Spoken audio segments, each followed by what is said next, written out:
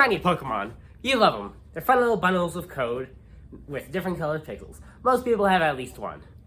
So some people are saying that it's too easy to get shinies in later games with sandwiches, outbreaks, the entirety of Legends Arceus. It's so easy to get a shiny. I'm not complaining, because I'm only 14 and I enjoy finding the shinies. But I decided to challenge myself, and also because it's kind of clickbaity, to do the hardest shiny hunts in Scarlet and Violet. I'm not going to just tell you what they are, that would be boring. I'm just going to slowly reveal through the thumbnail what they actually are. Speaking of which, it's time for the first hunt. Yippee. Reveal. Do the reveal thing. Okay, so I'm not actually going to be hunting Meowth, even though it is a kind of hard shiny to see. Look closely at its face. Look closer. Look closer at it.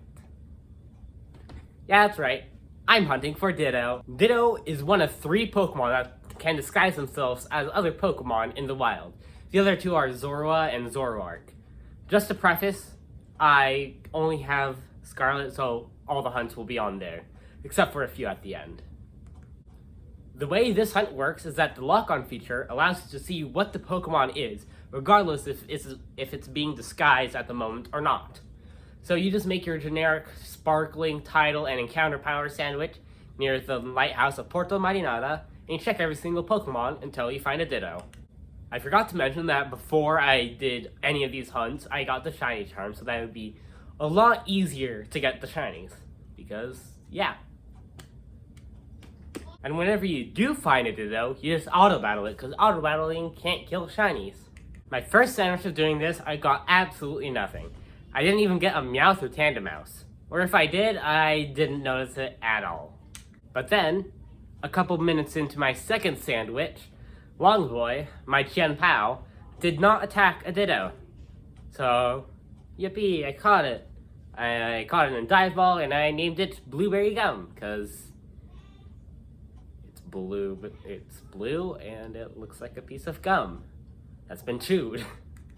Next up we have a Masuda method hunt, specifically for Rowlet. When I did this hunt, I didn't yet have the DLC, so I just transferred one of my Rowlets from Pokemon Go, and then obviously bred it with a foreign Ditto. The odds are somewhere around 619, I think, but since I already had Shiny Charm, it was exactly 1 in 512. Ditto was a really fast hunt, taking only like 35 minutes, and Rowlet took about a week and a half. So I kept switching locations where I was hatching the eggs, going from Alfornada to Monte Nevada to Mesa Goza, and eventually, at exactly half the odds, on egg 256, this happened. It's a green screen, I can't see it. Anyways, now it's time for the third hunt. The silhouette may be obvious, but it's Spiritomb. Spiritom's the only Pokemon that is exclusive to the static encounters in the Glaciado Mountains in Scarlet and Violet. And I thought this was a really easy hunt. I thought I could just despawn and respawn the Spiritomb until it was shiny. I also thought it was affected by the shiny charm. It's not. I did this for 1,520 times seeing the Spiritomb.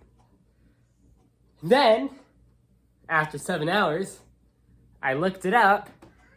You had to close and open the entire game, and it wasn't affected by Shiny Charm. Just for reference, I filmed the Ditto hunt March 15th. That's how long the Spiritomb hunt took. Not only was this hunt incredibly long, it was also really boring. Whenever I took breaks, which I think there were 2 breaks in the entirety of my hunt, the first one was to get Walking Wake. And then, after doing that, I played around a little and realized, hey, this game's fun. I should get the DLCs. Because that had been out at this point. And so, I got the DLCs and played them. Then eventually in May, I went back to Spiritomb hunts. Then after another 1,000 resets, I got really bored again, so I got Shield and its DLCs. I got the Spiritomb 2 weeks ago.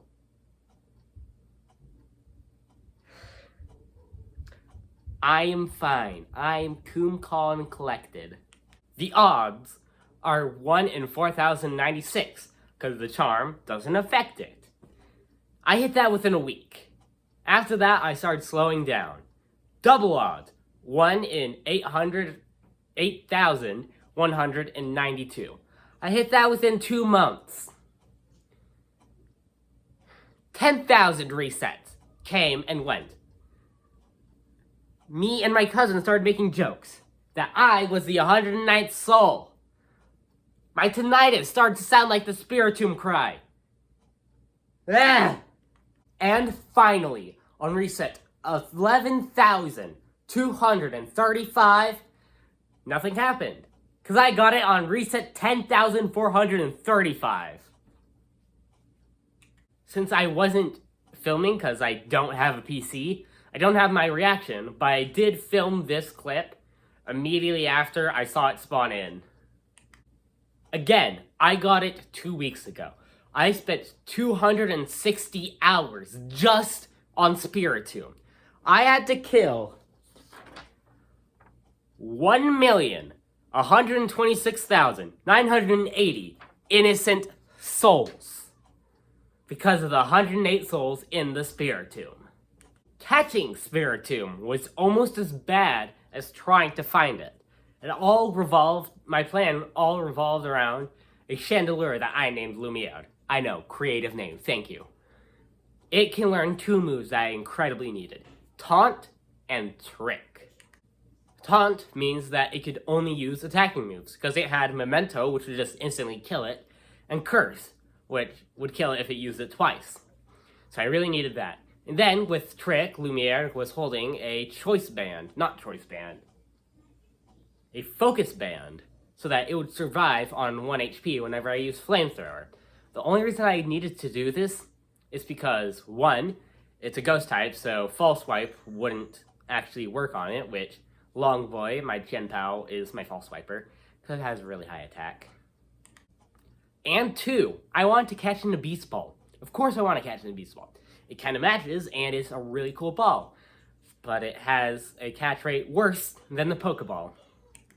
Yes, I could have used a Hisuian Decidueye because it has False Swipe and Scrappy, but I didn't get Legends Arceus until about a week before this video came out, so yeah. Anyway, I caught her on my 5th Beast Ball and named her Lena Raine after my favorite Minecraft music composer. And I ended up just naming the shiny Rowlet Shiny Borb, because Borbs are the best. And now I have the original hardest hunts that I thought up of when I was coming up with the idea for this video. But there's a few honorable mentions that I thought I should include. First off, Shiny Beartic. Yeah, I looked at it and said, that's shiny, and then auto-battled it. And it was shiny. I don't even know. And this next clip is my first ever DA after the guaranteed Suicune. Yeah, just watch. I'll be back.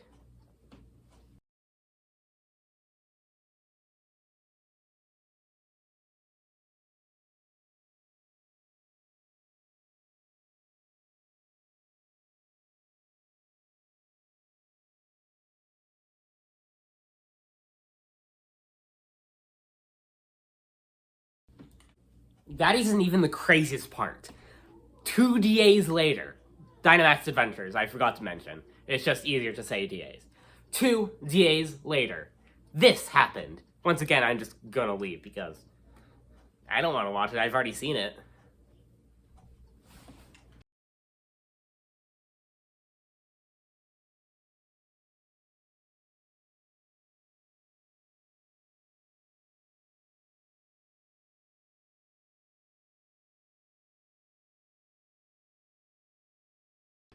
Okay, so the chances of that happening are really low. I think it's like 0.4% low. And it's just crazy. And anyway, before we go, there's a couple more things. Anyway, if you're new to my channel, please subscribe, because every single video, I have the amount of subscribers I currently have at the time of filming thrown at me in ping pong balls, which I currently have 72 subscribers, so... And yeah, not only can you subscribe to get notified whenever I upload, you can also subscribe to get more ping pong balls thrown at me every video. Anyway, this is the last time you'll be seeing me in this video, so thank you for watching, but here is a compilation of a bunch of funny glitches from Scarlet and Violet.